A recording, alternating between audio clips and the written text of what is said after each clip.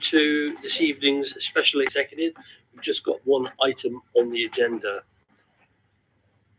A couple of things to say first, and we will deal with it more appropriately and in detail at the full council meeting. But I thought many of us already know Marcel Chules, former councillor and Lord Mayor, has passed away. And so obviously we will be doing the right thing, what we always do, just a moment to thank Marcel. With a few Lord Mayors to upsell down a building, if I remember right. And all round good bloke. For Priory, worked hard, known throughout the city for a number of reasons, and I feel sure we will make reference to him and the service he done for this council at the next council meeting. Just one further thing while I got the opportunity just to say how pleased I was with the meeting of people of Exeter Together, Stand Up to Racism on Saturday, and what a good gathering of people in Exeter that was. And it was friendly, it was appropriate, it wasn't antagonistic and exactly right. And I thought drum's a bit noisy, but apart from that, I thought it was a good expression of the city and what we are, the city of sanctuary. And I just thought that it's important to mention that. There's been some troubled times that we need to get through, but it's nice to know that Exeter can be in a good place to all communities, and that was very good. So I was very pleased. Just thought I'd say that. I thought it was important. So on that point, I'll now go on to apologies, and I don't think we've got anybody. We've got a full house. Nobody's on holiday. That's good. Declarations of interest. If you feel you've got one, let us know. There are no part 2 items, and so we go straight into the reason for why this executive was called is for Victoria, who will tell us about the parking tariffs for 2024. Victoria. Thank you, Chair. So this report sets out amendments under the Parking Places Order for City Council-owned car parks. And it's just to highlight that, I know we all know this, but car park income is vitally important in delivering services that attract people to live, visit, work and study and have experiences in the city. And this is the start of the legal process to consult on the amendments to the Parking Places Order. So we encourage residents, businesses and communities to respond to the consultation. Consultation is due to start next week, and that will be over the summer period for a minimum of 6 weeks. And we're looking to put posters in car parks, an advert in the Express and Echo, and for the first time this year, we're looking to undertake an online consultation to gain feedback on the recommendations, and that will follow the consultation charter. And specifically for the recommendation around Belmont Road car park, we're looking to deliver letters to residents in that nearby vicinity to that car park. Some of the recommendations in the report this year are directly related to comments and concerns we've received back from the business community, including in Exeter and the Exeter Chamber of Commerce, and that is to address some of the wider economic challenges, and that's related to introducing the 1 hour parking period and changing parking fees on the Sunday. And Saturday, within the appendix that you'll see, that Saturday remains the busiest day in the city centre. That's for both parking and for footfall. So it's a way to encourage shoppers to visit on the Sunday, so hopefully reducing traffic on the peak Saturdays. Introducing car park charges to a number of the leisure sites, that's to ensure that these particular car parks are used by their intended customers, i.e. the leisure members, and those that are not those that work elsewhere within the city. Car parking charges introduced or looking to introduce at Exbridge. Car park charges that have been introduced at Exbridges is having a negative impact on the Riverside Leisure Centre because they're using that particular car park free of charge now rather than paying at Exbridges, which is a private car park. And for Wanford Sports Centre, those who work in nearby businesses again are parking at Wanford Sports Centre and using that as a free car park rather than at their place of work. It's just to highlight that we have the Blue Badge scheme across the city, and those who hold a free badge can receive free parking in our car parks, and that will be the same for the ones that we're looking to introduce going forward. And the income that we get from the charges that we have across the city centre, we work closely with the Net Zero team, and that's another team that I manage. And over the years, they've installed LED lighting in our car parks, introduced EV charging through pub points, and also solar on some of our rooftop car parks. Going forward, the Net Zero team will be working with the car park team to utilise spare capacity, and that's around bike storage, car clubs and electric bikes, and that's a partnership working with Devon County Council. You will see with the data within the committee report that parking permits, we have some fluctuations within the parking permits.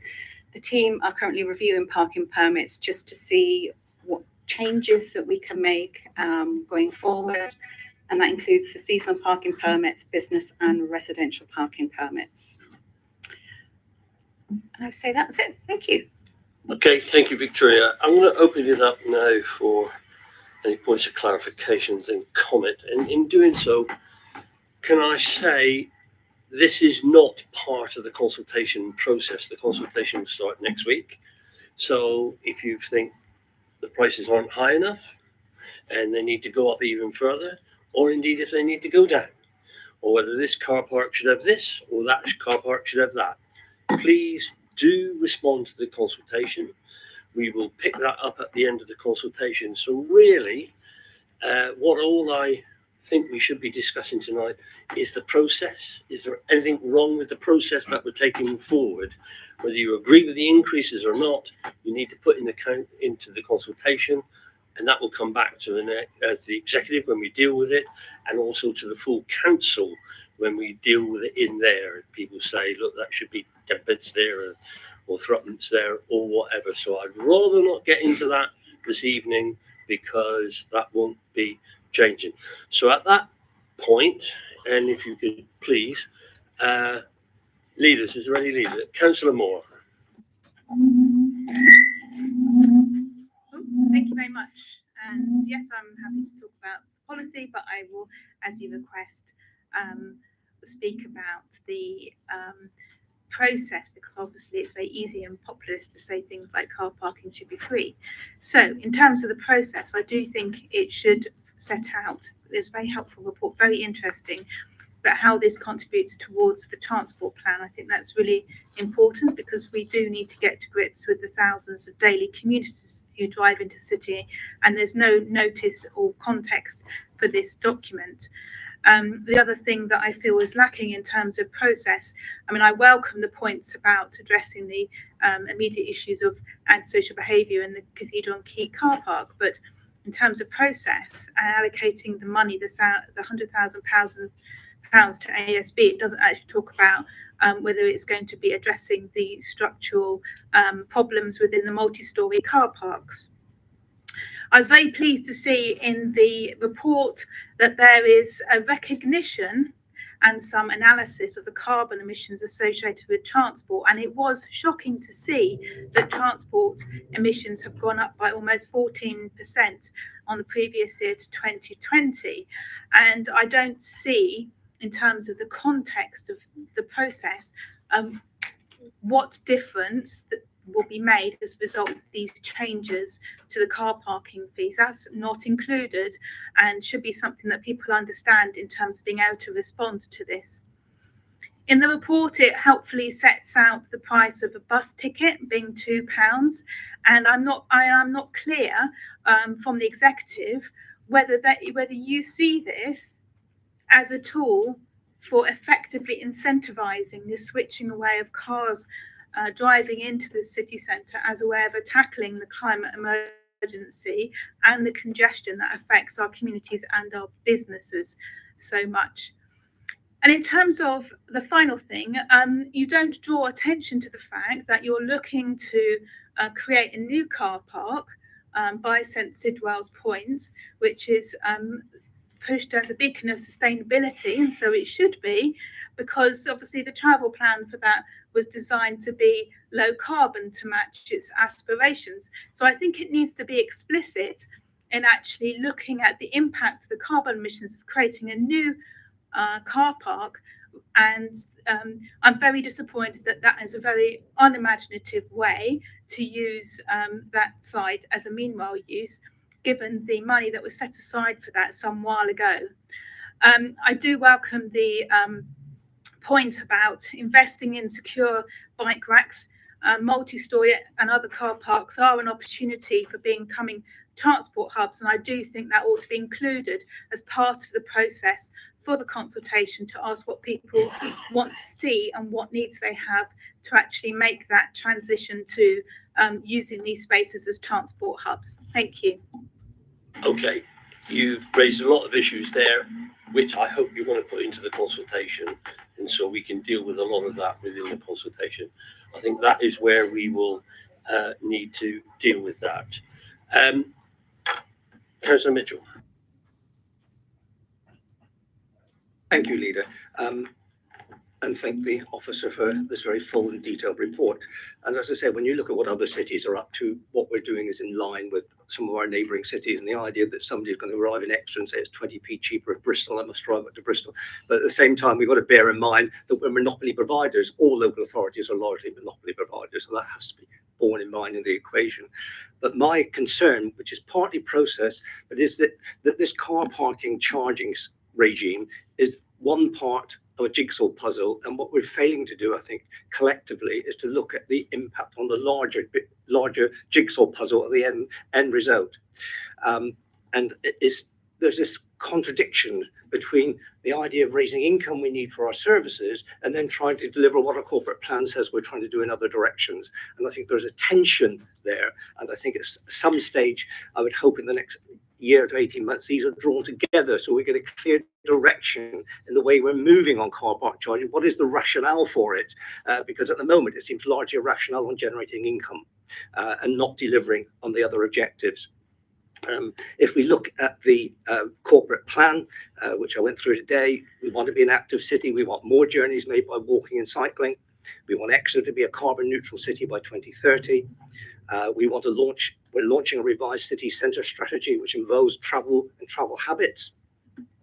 And we've got key challenges in our corporate plan are emissions from transport. And we need a revised Exeter transport strategy. All those are phraseology taken out of the corporate plan as it appears on the website. My concern is that we're looking at this in isolation and not bringing all those pieces together to get a global view of what we should be doing in relation to parking charges in relation to our other aims.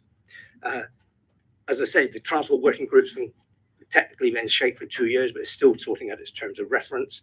The corporate plan that is on the website is dated the 22nd of the 10th, 22, and the statement preceding it says Councillor, you're updated annually.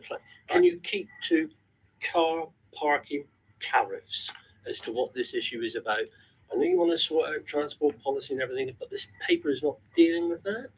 So if you could just keep to that for the moment. Well, can we point out that the report does indicate that this policy is linked to your corporate plan and talks about 3 objectives in relation to the corporate plan. What I'm saying is in relation to the one on finance, it is perfectly straightforward. In relation to the other 2, there is a contradiction in what we're trying to achieve in other elements of your corporate plan. And what I'm saying as a body, we need as a council to bring these together. And this car parking charge is one key element of that to be discussed in the round of the other issues that are facing us. Thank you. Of course, Councillor Jobson. Thank you. Prosaic question really after all that, and that is, will the consultation also be in hard copy for anyone who wants to ring in or write in or whatever? And has consideration been given? I'm sure it has, but where there are some car parks going to come down proposed to 1 hour and others are staying at a minimum of 2 hours, as a scope for confusion for members of the public who don't necessarily know which are central and which are group 1 and which are group 2. And will that sort of be made clear in the consultation process to give people an opportunity to sort of say, Yay or nay? Thanks. Yeah, good points. I feel sure we can get those answered, and proper signage is most probably what we need on some of them. So I'm now going to open this up now to the rest of the committee members. Have we got any contributions on any of this? Councillor Wright. Thank you. Thank you for the report. I've got a question and then a couple of sort of comments, if that's okay. Bearing in mind exactly what you said, Phil, that this is a consultation, this is what the paper is about. But I do take the point of Councillor Mitchell, and it is referred to in this document as well, about a wider strategy for the city centre. And I think we do absolutely have to take that into consideration, and would like to assure you that things are happening that way across the board. Where we've got to with this is, for many years we've used this income as part of the budget. It's been set into the budget, and that's happened for quite a few years. So it's there now with these parking increases potential that has been consulted on in different ways. It is still at the moment part of an essential income into our budget, apart from everything else, because of the years of having funding reduced and having to find ways to bring money in. I totally actually agree. The tension on this, as mentioned, is between what we're trying to do for net zero. So we're trying to discourage cars coming in a way, but the infrastructure there, which isn't in our remit and control at the moment, isn't actually there with the bus networks and the better increased park and ride. So we are trying to do something which does depend on working within a two-tier structure, which really does depend on the county council to actually bring something forward. So it's like we're going 2 steps forwards and then 3 steps back sometimes because of that. So it's absolutely something that we must now hopefully be able to, in a new brave new world, do. And I know the leader is having lots of discussions this way in the county council, and it absolutely has to be done that way.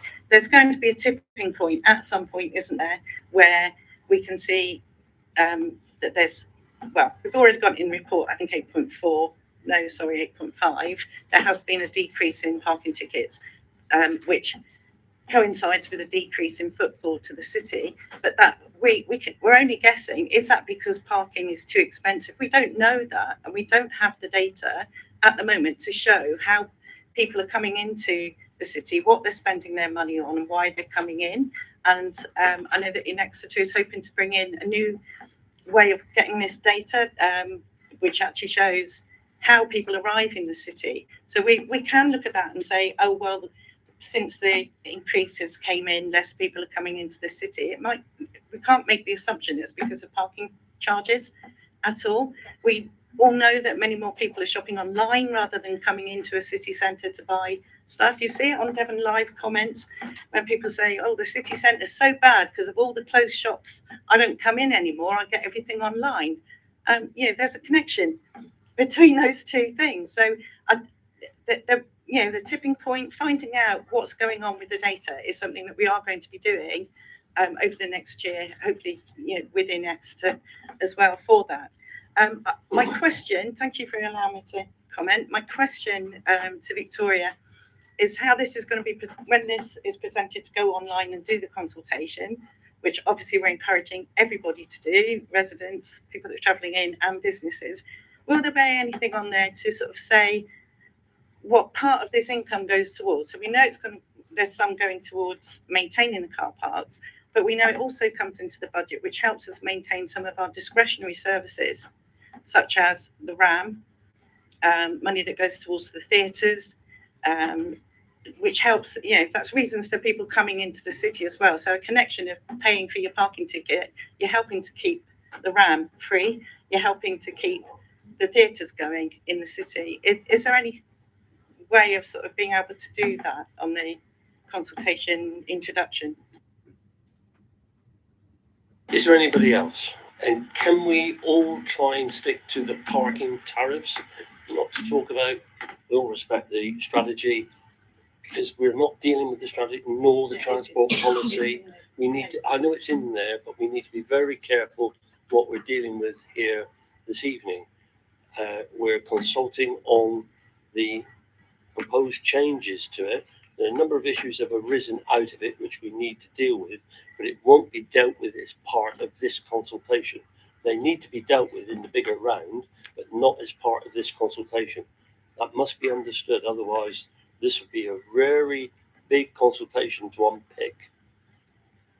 Councillor Wood. Thank you, Chair. I think one of the things I'd like to kind of highlight within the process of this is that there are two different strands. One is about existing car parks, where we are looking at varying the charge. The second strand to this consultation is where new car parks are being created. So implementing charges where they didn't exist before. And that's under 2.4. There's a list of them. Pinhoe Railway Station Car Park, which is actually Pinhoe Playing Fields, Bridge Road Car Park, Riverside Leisure, Wanford Sports, and Exeter Arena. The last three of those being linked to leisure centres. So that does bring in the policy link to around my portfolio with a healthy and active city. So that is a link in around policy, and the consultation itself, obviously, where we're looking at bringing in new car parks, that has a significant impact above and beyond adding 40p to how much you pay. That is a whole different impact. So I would put a big ask, if you like, out to anybody watching this meeting that they engage with this consultation process, whatever. But if they are going to be using a car park which all of a sudden will be chargeable, for example, in the Pinhoe station, make sure that you engage with this consultation. How the new introduced charges on a car park affect you is important, and maybe more significant than an extra 40p if you park in town. The other thing around process is that specifically the Pinhoe Railway Station has two stakeholders involved with it, which just checking that they have been themselves specifically consulted.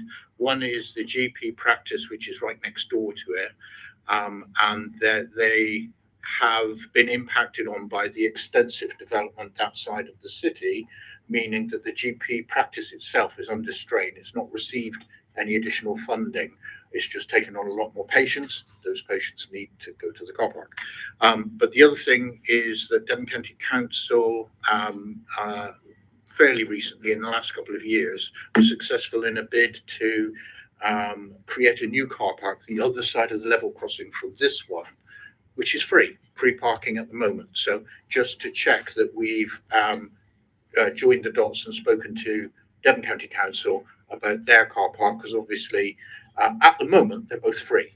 So if we're going to start charging, have we spoken to the county about their position on their car park? That's it. Thank you. Hey, thank you. Councillor Vizard. Thank you very much. Yeah, slightly nervous now that I'm going to get told off going beyond the route, but I will aim to stick with the report. I welcome it as it's an excellent starting point for the consultation, and that is absolutely critical. And I hope that the public and businesses and all of us who will put our views into that consultation do consider this difficult, challenging balance between our net zero ambitions and targets and the income from car parking. It is a tricky line to walk. I think the report does talk about emissions. It does explain the fall and then the rise again, actually, and we may well see another further rise. Has to do with COVID, unfortunately.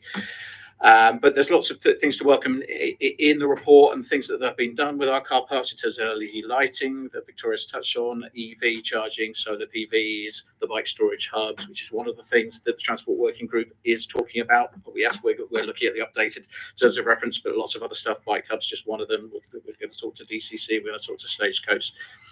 Devon County Council are the Transport Authority. We know the limitations of our role here. But this is very welcome as part of that conversation. It does need to be joined up. I fully agree with all of that, with all of the other economic and net zero drivers that this council was responsible for. And I do hope that we will see some encouraging news from the new Labour government on bus plans, which are absolutely key to solving this, going some way to solve the problem that we have of people using vehicles and making this modal shift away, which is critical to achieving net zero 2030. Thank you. Okay, thank you. Is there anybody else? Well, okay. I'm not in a hurry to go anywhere. If anybody thought that's why I wanted to keep to the point. There are a number of issues about transport which are important, and yes, they are all interlinked, but we won't be resolving them tonight, but we need to be understanding them and be aware of it. I think the Transport Working Party will be meeting shortly, and if there is a role for scrutiny, I don't know if you know anybody on the scrutiny programme board, Councillor Mitchell, of whether or not this should be raised on there, that perhaps scrutiny needs to look at some of these wider issues that you spoke about. Happy for that to be discussed there. And we need to be mindful indeed of what it talks about is in item, where is it, 9, on how this contributes to the corporate policy and what we have to do. A lot of those issues are all serious issues, and it's also the same about the city centre strategy. It is important. They are all interlinked. However, this is the first piece that we're dealing with in all of that. And all those issues that were being talked about are important issues that we need to start getting a grip with. But they would all be there whether we were considering changing the car parking charges or not, wouldn't they? We would have to deal with those issues. So we will be. So they are important issues, because transport, how we get around the city and how people get around the city are very important. So that's all I would say. I think what Councillor Jobson said about signage and about the consultation paper going out is very important. Make it coming back. There'll be a number of things, and people will make their comments not just about the charges, about what some other issues about what this has an impact on, and we will have to pick that up, and whether or not we can deal with it as a consequence of this consultation, or we may say, well, that's an interesting point. It's like people coming on to us, and I think we had an email about bike racks and that sort of stuff, which are very important, and I feel we haven't got enough in certain places. But I don't think that will stop this consultation. We need to take that out and deal with it, and I think we will. And as for the antisocial behaviour and all these other things, we have allocated £100,000, and I think Dave Hodgson would say to us, and also the person we've appointed for the asset management, is say, if it was only £100,000 that would solve all our problems of the car park, we'd be very, very happy. And I think it's actually going to take a bit more money than that, to be quite honest.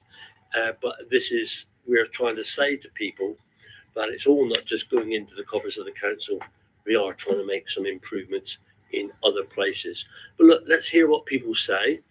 I do believe last year we went through the consultation process. We made a number of changes, and I feel sure where we can, we will, listening to people on what they say about these things, and we will make those changes. So, sorry about my wanting to push it on a bit. I wanted to keep it focused. There are a lot of issues that we will deal with. So we are got hard copies will be available, Victoria, signage and all those things. So very important. There are other issues that Councillor Mitchell and Moore and the others have raised that we need to deal with, which we need to deal with as a consequence of all of this. This 6 weeks consultation isn't going to sort all the problems out. It's just going to deal with one element, but we're all mindful of there are a lot of other issues carrying on. So I'm going to end it there and put the various recommendations. And really, this is what the recommendation is, but what we are actually going out is what we're being told in 8.1 is we're going out to consultation. We're not necessarily wedded to this. This could change. We need to make that understood. Some of these numbers may change depending on the consultation we get back. So I'm going to move them from the chair. Can I have a seconder, please? All those in favour, please show. Thank you very much. Thank you very much. I'm sorry that I've ruined everybody's evening, but we need to get this consultation out so we can deal with it come at the next full council meeting, which is October. Am I right in saying that? October 15th of October. 15th of, there you are. I see. I like that. Okay, thank you very much.